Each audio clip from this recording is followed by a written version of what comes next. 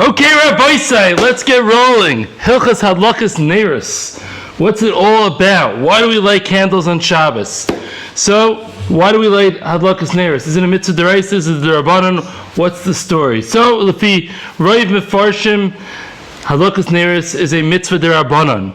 Lefi the Yereim, it's a mitzvah d'oraisa. The Bahag brings it down in his list of mitzvahs. So Lefi the Bahag, it's a mitzvah d'oraisa. But the accepted minhag, the accepted custom of the poskim is we treat the mitzvah of Hadlakas Neiros like a mitzvah d'rabbanan.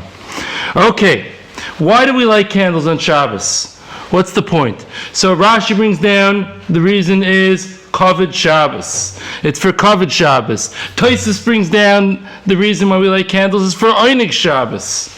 We all know the famous, or a lot of us know the famous Gemara when it's discussing what's more important between Shabbos candles or Hanukkah candles. We say that Shabbos candles are more important because Shabbos candles bring Shalom Bayis.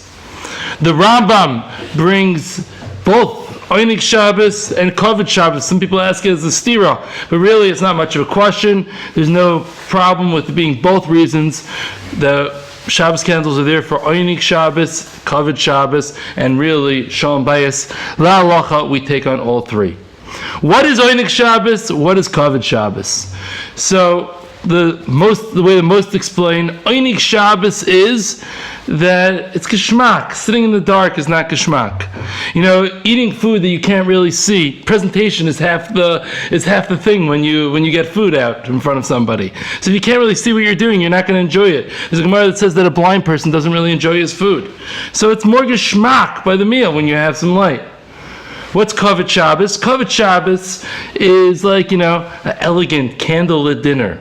When you light candles, it makes it more chashuv. This is a special occasion with candlelight. So making the meal, the Shabbos meal, a special occasion, that would be Kavod Shabbos. It happens to be the Aruch HaShulchan switches those two reasons around. He learns the opposite, but most of the Achronim they learn as I just explained.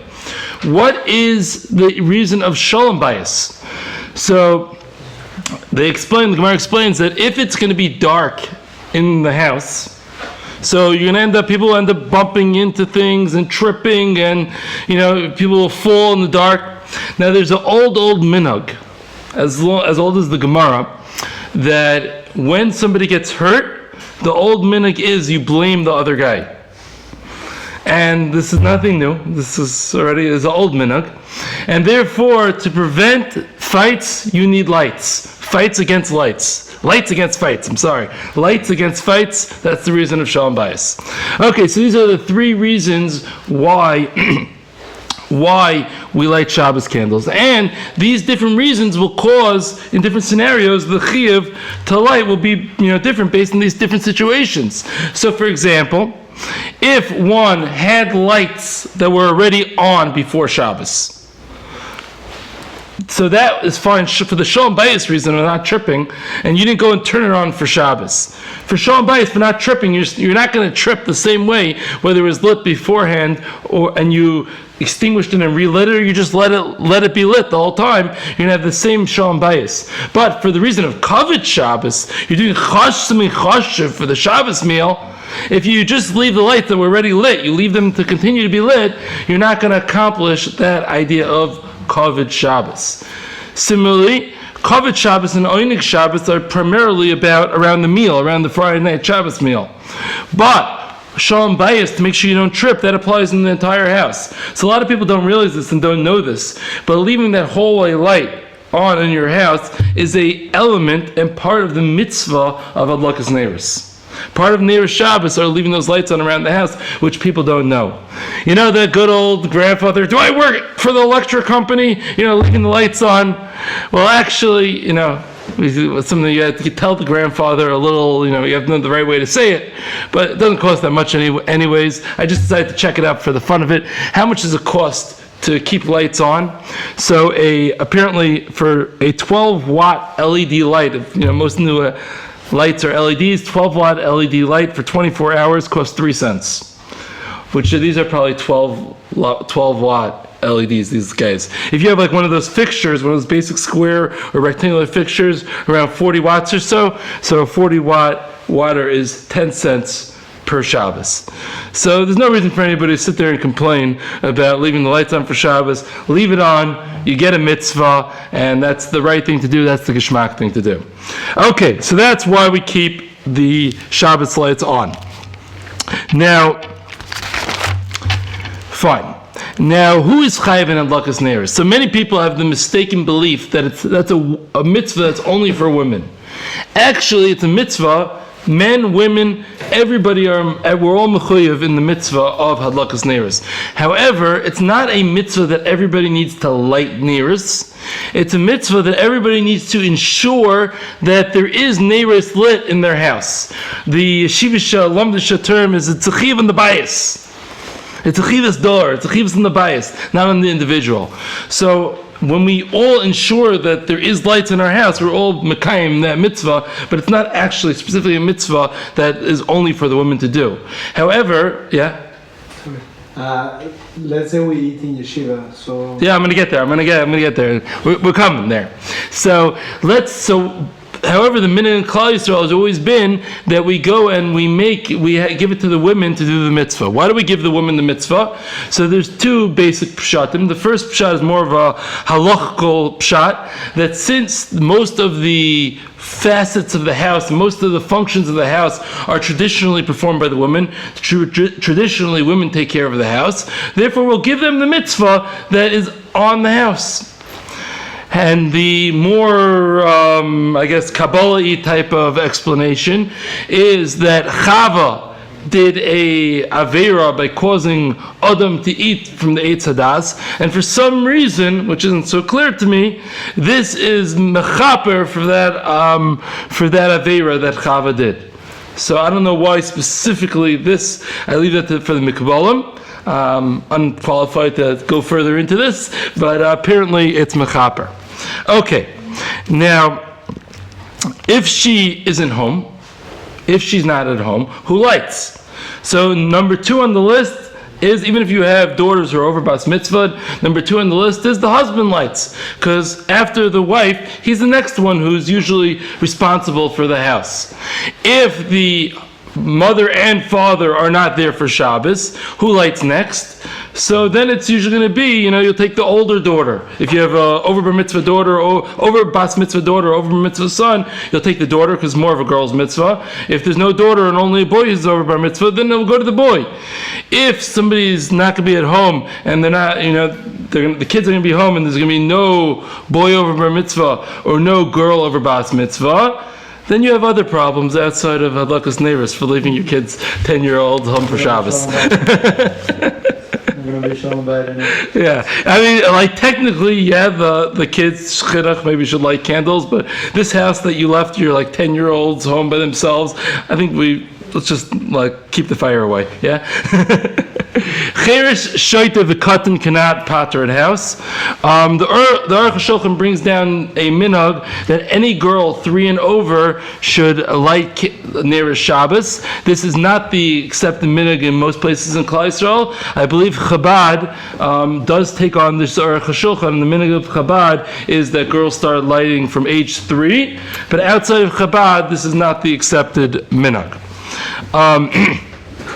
Okay, now, as we said, over bar mitzvah child, it's not just that the wife takes care of the husband, the wife takes care of the kid as well, even if he's over bar mitzvah. Now, if a kid went to his friend's house for Shabbos, for the entire Shabbos, so this kid is now covered by the friend's house. He's not covered by his mother, he's covered by the friend's mother, because he's in the friend's house for Shabbos. Now, if a kid is eating at a friend's house Friday night, but sleeping at home, then that kid is covered by their mother's lighting at home. What about a yeshiva bacher? So a yeshiva bacher who has 2 basic setups of yeshiva bacher. There's the one building with a dorm and a dining room, and there's the dira arrangement. So if you have the dorm dining room, proper building with a dorm and a dining room arrangement, so then one bacher should light on behalf of all the bacherim in the dining room. Because as we're going to explain, the Magen Avraham says the ikar place to light is the place of achila, and therefore we're going to have one of the bacherim light on behalf, for the household, so to speak, of all the bacherim in the dining room. Just like your mother lights in the dining room, this bacher will light in the dining room. What about the dorm room? Does the dorm room need? So the dorm room, it's like your house. You're supposed to have that hallway light on, or whatever is comfortable in your room, then reading the light, or whatever it is that's comfortable in your room to make your room comfortable. So too, your dorm room should be comfortable. So you should have some electric light of some sort or something around to keep your room lit, and it would really be the same thing as a house. What about if you have a dira arrangement? Now, when you have a dira arrangement, it might depend on which institution, which yeshiva, but for the most part, you're bailam of your dira. It's your place. It's more than just a dorm room.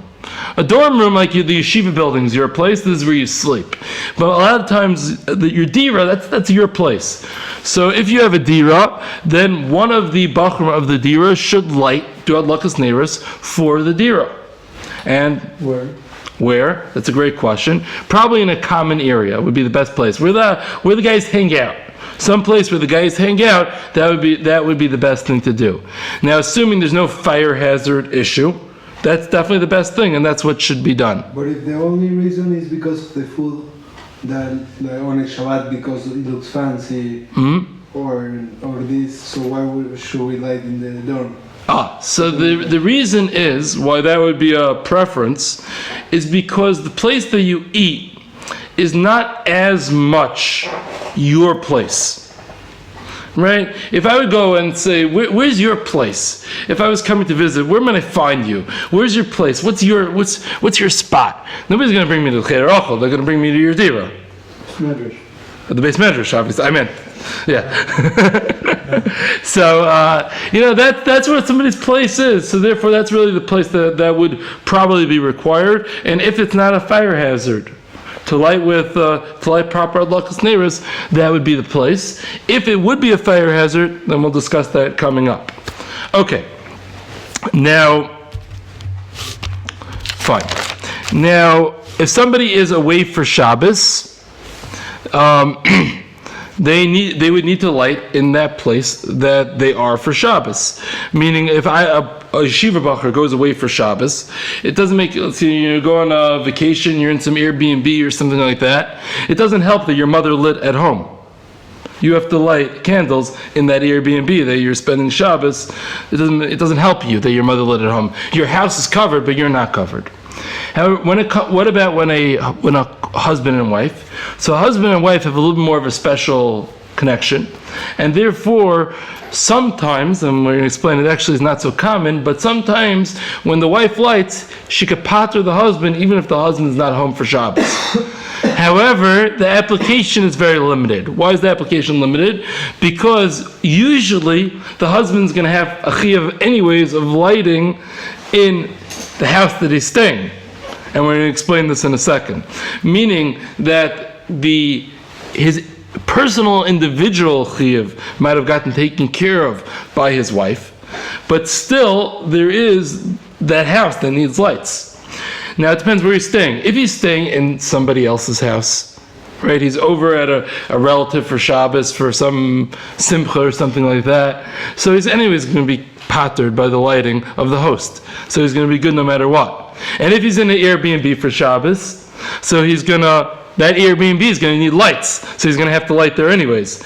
So it's very limited. It's like if he's staying in somebody's dira, and those guys in that dira are already covered by some other lighting, or he's staying in a dormitory, and those guys in the dormitory are already covered by the lighting in the Cheder Ochel, in the dining room, and he's not part of that because he's eating somewhere else, so he'd be okay. It's very hard to actually find a practical case where the husband will actually be patered, but in theory that would be the halacha. But once again, the application is very limited. Okay. Now, if one family is spending Shabbos at a different family, so based on what we said, we have two families staying in this house. Yeah, I'm going to my brother's house for Shabbos. I'm going with my family and staying at my brother's house for Shabbos. So technically, when my sister-in-law lights for the house, she'll pater the house, and we are good. And from a pure technical standpoint, we're good, and my wife does not need to light candles. However, as the Aruch HaShulchan and many others point out, the minhag in Klal Yisrael is that women always light. So even though from a technical standpoint, my wife is pattered, I'm pattered for my sister-in-law's lighting, she's the hostess, but no, my wife still lights. But wait a second, that's not a chumrah, you can't just do that, she's going to make a bracha. If she's pattered for my sister-in-law's lighting, there's a bracha v'atala. If it's a bracha v'atala, how could my wife go and light and make a bracha v'atala? So there's a couple of things that we could do to try to prevent this bracha v'atala potential, and a lot of people don't know this, by the way, so it's good to know that number one is that the guest lady should have in mind that she's not being yotze with the host lady. Number two is, it is better for the guest lady to light first. Because if the host lady lights first, Minchas Yitzchak brings us down. If the host lady lights first, so then maybe the guest lady is pattered. But the guest lady for sure doesn't have the right to patter the house. It's not her house. So if the guest lady lights first, that's only for her, or maybe her family. And then the host lady could go and light for the house. Why? It says a chiyuv in the bayit, so why? She doesn't have rishus to patter the house. The guest lady, the host lady isn't maskim for the guest lady to patter the house. So therefore, you can't come in and patter my house. You know, it's debatable. This is debatable. This is why I would say I'm going to bring in another point right now, and I would say, try to do all three. And it's best if the guest lights in a separate location to the host. Maybe one light's in the dining room, one light's by the kitchen. Now, I'm going to discuss this in greater detail when I discuss the space where you light, but that would also be helpful. Now, what if a very classic thing? I'm just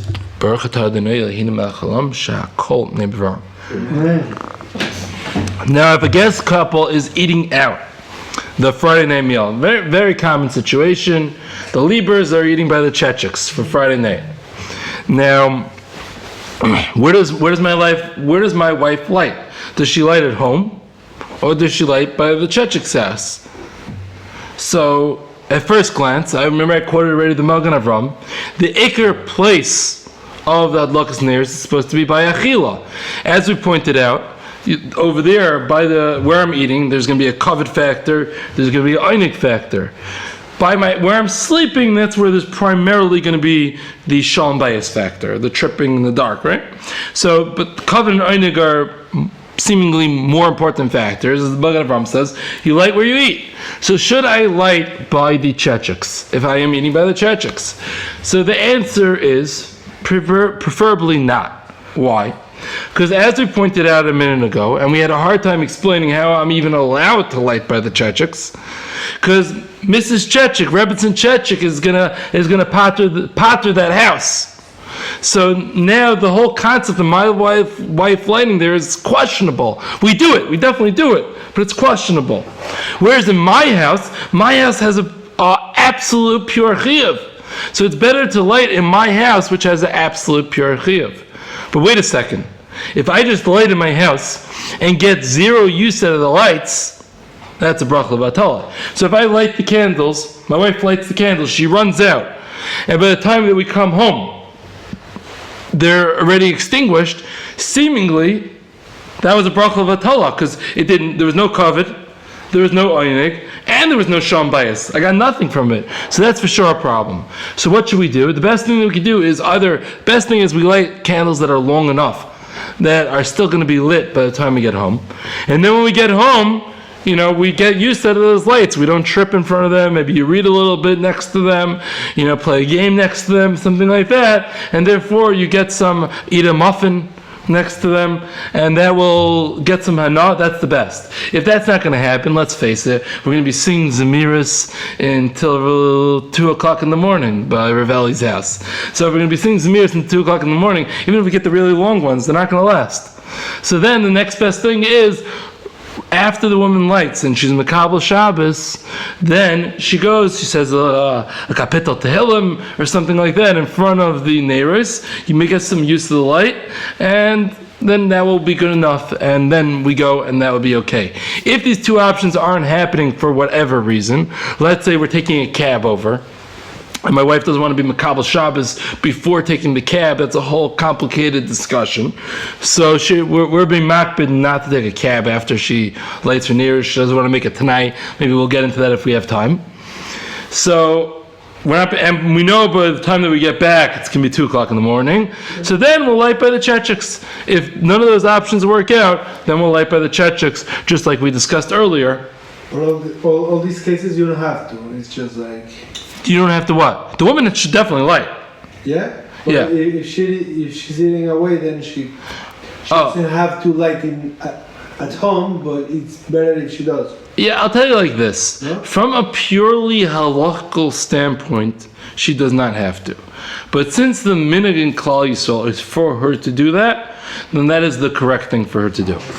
Or also, all this thing about like lighting the candles, what is it? Like from Rabbanan or like from the Torah? It's midrabanan. According to the majority of poskim. It's halacha. Yeah, it's a halacha, a chiyuv midrabanan.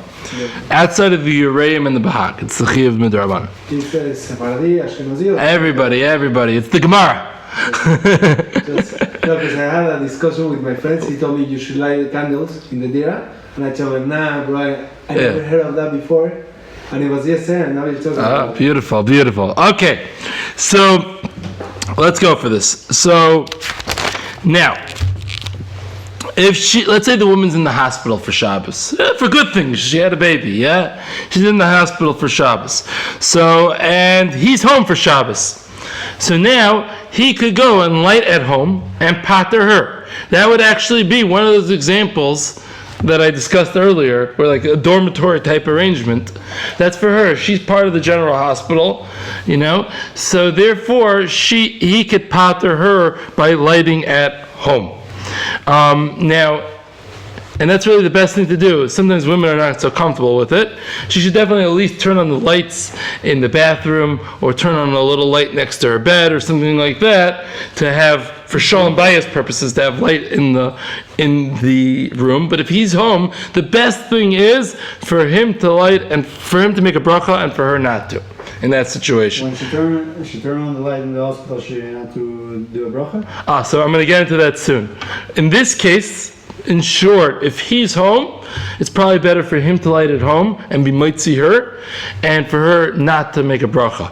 If he is not home, she's in the hospital for Shabbos, and he went to his parents for Shabbos because he can't take care of the kids by himself. He went to his parents to help take care of the kids. So he's not home for Shabbos, then she should make a bracha on the electric lights, as we'll discuss the greater detail soon. Because it's the whole shayla about making a bracha on the electric lights. So if he paters her anyways by lighting at home, then she might as well not get involved in the shayla of making the bracha on the electric lights. But if he is not at home, then he can't pater. He could only pater his wife when he's lighting at home. But if he's in his parents' house, he can't pater her by lighting. Therefore, she should light and make a bracha on the lights. Okay. Now, it happens to be, Moshe Feinstein holds that you never make brachas on electric lights, but Roy Poskim say you do, and we'll discuss that soon. Now, what about at a hotel? Now, at a hotel, a lot of times they give you at a hotel, instead of, if they let you light in your room, gewaldig, perfect. You take 2 tea lights, you light in your room, perfect, beautiful. Now, the high majority of hotels will not let you do that. It is a fire risk, and to go sneak it is probably an issue of mitzvah baba aveira. It's probably gezela, and it's doing mitzvah via the gezela of lighting where you're not allowed to light. It's probably a problem. And no, the reason why they don't let you light is not because they're anti-Semites. It's a very valid reason. They don't want to get their hotel burnt down. Very valid, right? So where are you going to light? What's next best? So I guess the public dining room next to your table would be the next best. But once again, usually the hotels do not let you light in that public dining room. They usually set you up with some table in some hallway, set up with tons of candles for tons of women to make bracha v'talas, according to Rav Poskim. Because you go at some random hallway where do you have any, does it make your meal any more bekavadik? No shaykhs. Does it make your meal any more enjoyable? Could you even see the light by your meal? No shaykhs. Are you not going to trip because there's some candles lit in some random hallway? No shaykhs. So the Lefi right Paiskim, that's a bracha v'atala. So now we have a problem, because I just caused big problems. I just said lighting in the hallway by the hotel, probably a bracha v'atala. Lighting in your room, even though they say you're not allowed to, and doing it will probably be mitzvah b'aveira of gezela. We're stuck. So there's the eitzah. The eitzah is lighting an electric light in your room. And as I'm going to get in greater detail about the electric lights, but does the electric light create Einig Shabbos? Yeah. You get to be in your room, maybe you eat a little something in your room is even better. It creates a more enjoyable atmosphere. Does it create shalom bayis? You're not going to trip because there's a light on and you left the closet light and maybe the bathroom light. Does it create? Yeah, that's good too. Does it create kavod Shabbos? Probably not. How does it create more Einig Shabbos than light? No, I'm saying the electric light on your closet. There's no feeling of kavod. A candle at dinner is something elegant. It's something nice. Leaving the light on in your closet doesn't create a very elegant feeling in the place. It's not specifically nice. But at least you have 2 out of 3. At least you have 2 out of 3. And that's really the way that we're going to go. Because, and you might want to argue that there's a kavod there, but I would say Papash just not. But nice, you have the Einig Shabbos, you have the Shalom Bayis, that's definitely enough to make a bracha on. So, the question is going to be, can one actually be yotze with electric lights? Does it work? So, the Marsham says, the question is, I want to know before I do this, does a light bulb have a din of Eish? And when I was giving Shiur on electricity, and I discussed the incandescent light bulb, we said that an incandescent light bulb, the filaments, these are incandescent light bulb, by the way, for everybody, before LEDs, before fluorescence, those good old things that have the 2 pieces of metal that get really hot, and halogens are a more modern version of an incandescent light bulb, which were like the in thing for like 2 minutes. So those light bulbs get boiling hot. They get as hot as fire. They get like 4,000 degrees hot or something like that. Inside there, l'chayra is eish. L'chayra, it's fire. When you turn one of those light bulbs on Shabbos, you're over the Isser of Mavir. It doesn't make a difference what you hold electricity is. It's a different discussion. But that light bulb, you lit a fire inside that light bulb. Now there's a Marsham that says, no, that light bulb's not a fire. Because it's like the sneh, it's like the burning bush. Generally when you have a fire burns fuel. This thing just keeps on going and going and going. So it's like the sneh. And therefore it's not considered fire. Rav Shlomo Zalman said it's clear that the Marsham, by the way, the Marsham was written over 100 years ago. So the Rav Shlomo Zalman said it's clear that the Marsham didn't understand electricity. They probably didn't have electricity in his town in Lithuania. He didn't understand the electricity because a light bulb is burning fuel. The electricity that's consistently leaning into it, it's burning fuel. And if you shut the fuel source, the electricity, it stops burning. So it's just like any other fire, and he says seemingly the Marsham didn't understand, and it would have the din of regular fire. Now, by the way, Rav Henkin, who also, he was from America, he was the big pasuk in America before Rav Moshe, so he says, he uses Marsham, so he, I guess, disagreed with the Rav Shlomo Zalman on this.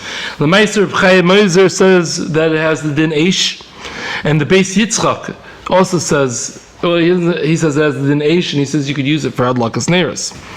Most poskim hold that you can use these old incandescent light bulbs for Hadlakas Neiros, and it works, no problem. Now, what about fluorescent and LED light bulbs? Would a fluorescent and LED light bulb have the same din as the good old-fashioned incandescent?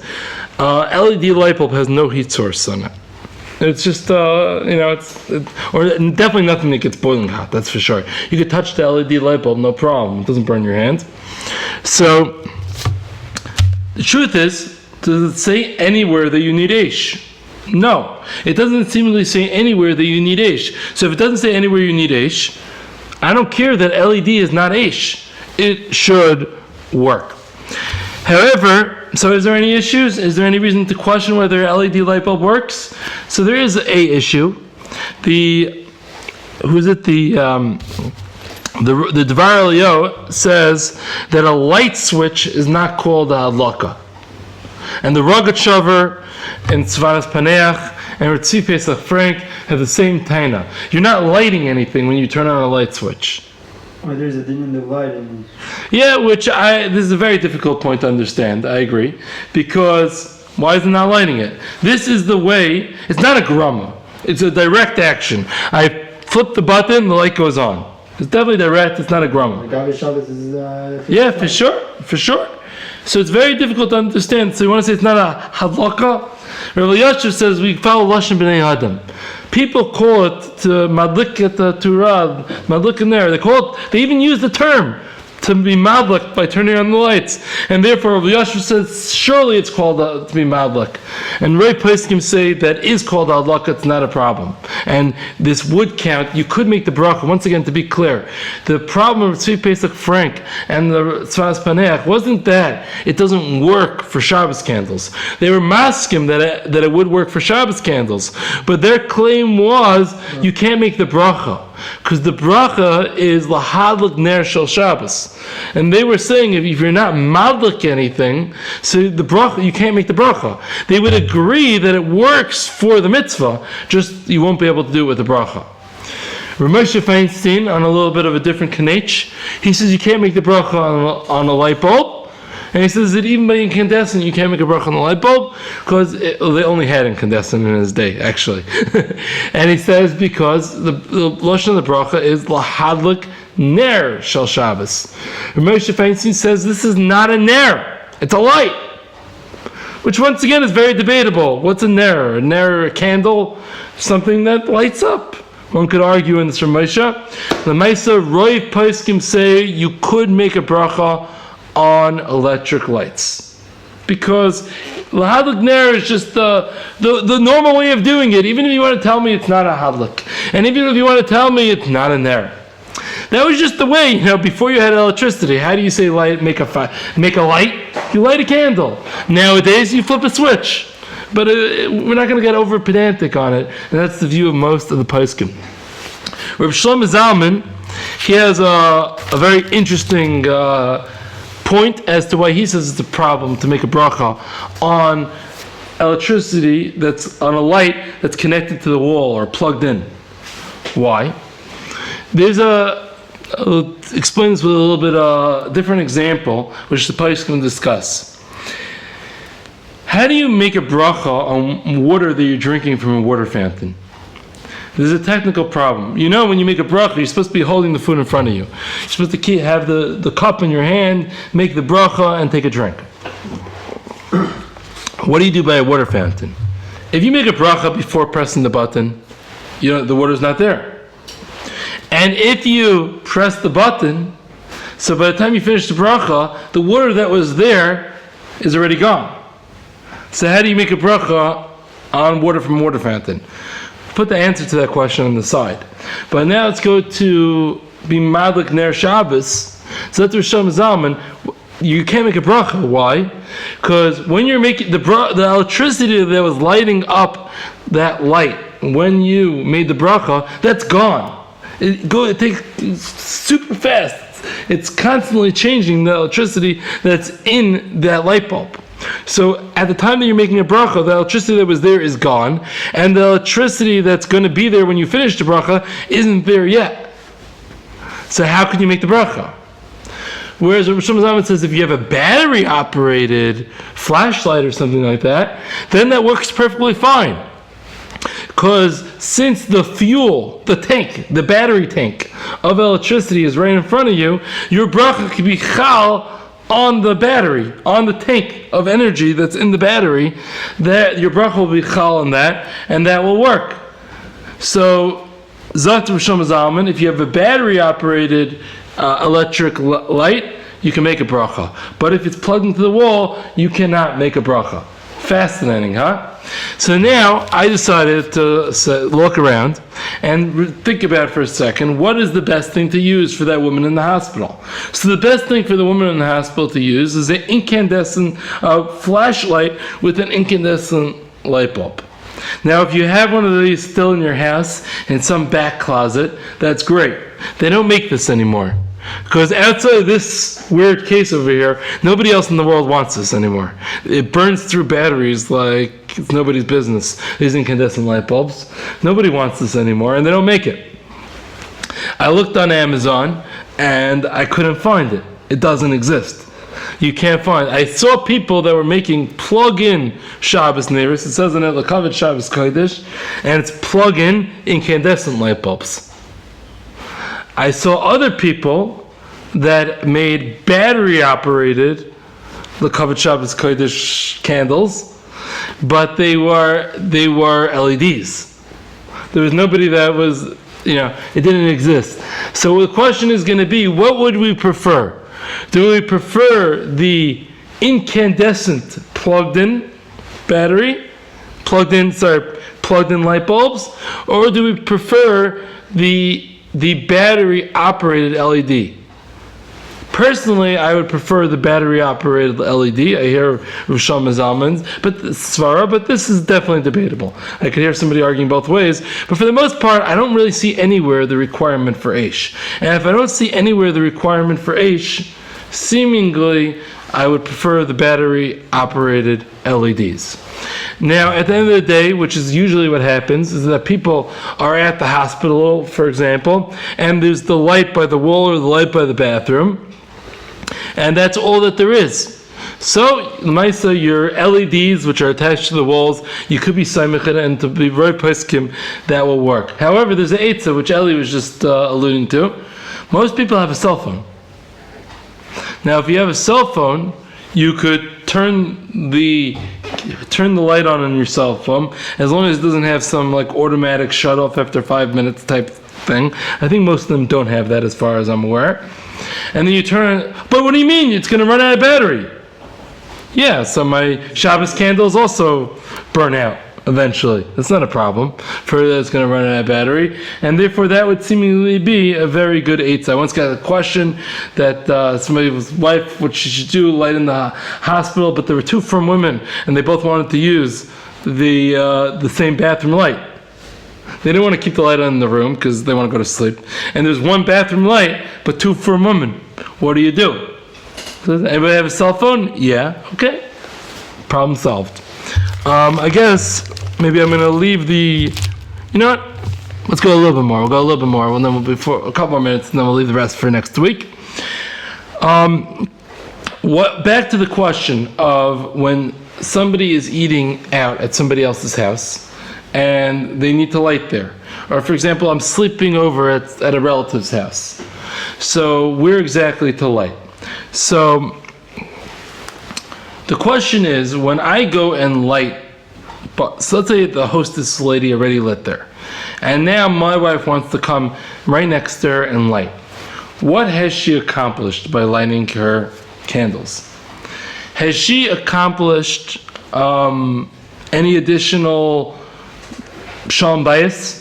Probably not. Probably there was enough light from the first lady who lit that people won't trip. So from the second lady's lighting, people won't trip either. What about from... You know what? Actually, before I do this, I want one more thing. Before I switch over electric lights, very important thing I forgot to mention. Let me ask you a question. When your mother lights, does she accomplish anything? You have electric lights in your house? Yeah. So if you have electric lights in your house, which is like a gazillion watts, and your wife and your mother, wife, whoever it is, lights a couple of candles, what does it accomplish? Does it create any more? Is people less likely to trip because the Shabbos candles are there? Give me a break. The lights are on in the house, right? And is there more Einik Shabbos? Is there more geschmack to eat the food? Can you see the food any better because of the Shabbos candles? No. Right? It's the same thing. Is there any more kavod Shabbos? Yeah, that there is. Right? The kavod Shabbos, there's still something elegant about having candles lit. Sometimes you go to a wedding that has electric lights, and they have fancy candles lit on the table. It's an elegant thing. Some people will call it a romantic thing to have candles lit. It still definitely creates a vibe, an elegance, something geschmack about it. So Kavod Shabbos is still there. Okay, if Kavod Shabbos is still there, we could use it. Let me ask you a question. If Lady 1 already lit, and Lady 2 shows up, the first lady has, I guess, 7 kids. She lit 9 candles. Lady number 2 wants to come and light 2 more candles, number 10 and 11, right next to it. Does that create any Kavod Shabbos? Is that more elegant? Has that created much? Very little. Maybe a drop, but very little. It's not like, oh my gosh, this is so much nicer, this meal, because there's 11 candles instead of 9 candles. Maybe you could argue a drop. So the Mesa, even in the pre-electricity era, would this work? So it happens to be that when you get a little split between the Sephardim and the Ashkenazim. The Mechaber brings down that it doesn't really do so much. He brings down 2 shitas, and he says it doesn't really do so much. It's adding another person lighting in the same place. It doesn't do much. You can't make a bracha on that. Second lady cannot make a bracha. The Ramah brings down that the minhag of Ashkenazim is, yes, you could make a bracha. Because it still provides something. It's tosefes or. It's some additional light. You'll be able to see your food better. You'll be able to maybe trip less. It's something, it adds something. And therefore, the Ramah says, Lefi Ashkenazim, we make a bracha. Sephardim, no bracha. But let me ask you something. Fast forward a couple hundred years. Nowadays, when we have electric lights, does it even help? I would argue that even the Ramah would agree that the second lady can't make a bracha. The whole reason the Ramah allowed is because there's a little bit more oinig, there's a little bit more sham bias. I'm not convinced that the Ramah would call that a little bit more covered and allow it when you have electric lights. So, and even the woman herself, maybe is it really covered? A little covered. So I'll tell you a minhag that a lot of chashuv people have, a lot of people that are medactic and halakha, what they do when it's just them, and then I'm going to tell you how it applies when you have company. My wife, for example, does this every week, that before lighting the candles, the Shabbos candles, you know what she does? She flips off the electric lights, turns on the electric lights, l'shem Hadlakas Neiros, then goes and lights the candles, and makes a bracha on both the Shabbos candles and the electric lights. The electric lights are part of the Shabbos candles. Now we got everything. We got Einik Shabbos, we got Kavod Shabbos, we got Shalom Bayis, because the electric lights, remember we said that you can light with electric lights according to most poskim? So now, it's all part of it's all Shabbos candles. Once it's all Shabbos candles, we're all good. Right? And that's something that's very kedai to do. There's different ways. Some people do it the way that I just described it, that you first do the Shabbos candles, then the lighting of the actual candles. First the electric lights, then the candles. The reason is because, when we make a bracha on Hadlakas Neiros, we want to go, the last thing that you did is you physically lit a candle. There's some that like it the other way, because they want you shut off the lights, it's dark, you light Shabbos candles, because Shabbos candles are meaningful when it's dark in the house. Then you go and turn on the lights, and then you make a bracha on both of them. A third variation that people do is the wife lights the candles, then the husband turns on the electric lights, and then a bracha is made on all three, on all, everything. So whichever variation, they're all good. Personally, I prefer the woman lighting the electric lights than the candles, but really they're all good. Different prices can bring down different variations, but it's the same basic idea. Now, what about when you have that guest? That guest, now that we have electric lights on, the guest seemingly has done nothing. So what should the guest do? So the guest should either light in a different location. If the guest lights in different location, like one lit in the kitchen, one lit in the dining room, so that's great. And even, I would say, and if it's your minute to do the electric light shtick, so the guest could do the electric light shtick in the kitchen, and the host could do the electric light shtick in the dining room. Now, what if you have the type of host that isn't either for fire safety reasons, or it's because it's a halacha that the host never heard of and never wants to hear of? Unfortunately, that's a reality in certain places. This is how I've been doing it for 20 years, and whenever I've had guests, this is how I did it, and I'm not changing. Okay, if that's how the host is, so then that host probably doesn't do the electric light shtick. So if the guest does the electric lights, then their lighting made a big difference. It added tons of light. Or the host or the guest should make sure to light first, as we said previously, and all these eitzas would win. It would work, and that is the basic idea of Hadlakas Neiros. There's more to be said, but anything else I'm going to leave for next week. Thank you for listening.